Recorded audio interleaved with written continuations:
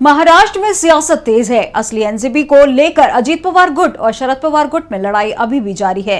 इसी बीच शरद गुट ने अजीत गुट पर चुनाव प्रचार को लेकर आरोप लगाए हैं। वहीं मामले में सुनवाई के दौरान सुप्रीम कोर्ट ने अजीत पवार गुट को जोरदार फटकार लगाई है और हलफनामा दाखिल करने के कड़े निर्देश दिए हैं। तो क्यों पड़ी अजीत पवार गुट को फटकार, क्या है कोर्ट का फैसला, जानने के लिए देखिए ये रिपोर्ट। महाराष्ट्र में सियासी घमासान जारी है। पार्टी के नाम और निशान को लेकर एनसीपी के अजीत पवार गुट और शरद पवार गुट में जंग चल रही थी। अब नया टकराव सामने आया है।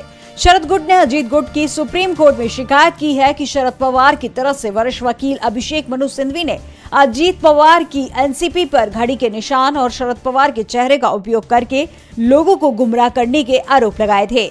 सिंघवी ने इसे जनता के साथ धोखा करार देते हुए पार्टी की रणनीति पर सवाल उठाए थे। मामले में 14 मार्च को सुप्रीम कोर्ट में सुनवाई हुई। वहीं सुनवाई के दौरान कोर्ट ने अजीत पवार गुट को जोरदार फटकार लगाई। कोर्ट ने अजीत गुट से चुनाव प्रचार के लिए शरद पवार की तस्वीर का इस्तेमाल करने को लेकर सवाल उठाए हैं और इस पर तुरंत रोक लगाने का आदेश दिया है। सुप्रीम कोर्ट की पीठ ने अजीत पवार से कहा कि वह किसी भी भ्रम से बचने के लिए दूसरा चुनाव चिन्ह लेने पर विचार करे। सर्वोच्च न्यायालय ने अजीत पवार गुट से कहा कि पार्टी को हलफनामा देना चाहिए कि वह अपने सदस्यों को शरद पवार की तस्वीर का इस्तेमाल करने से रोकेगी।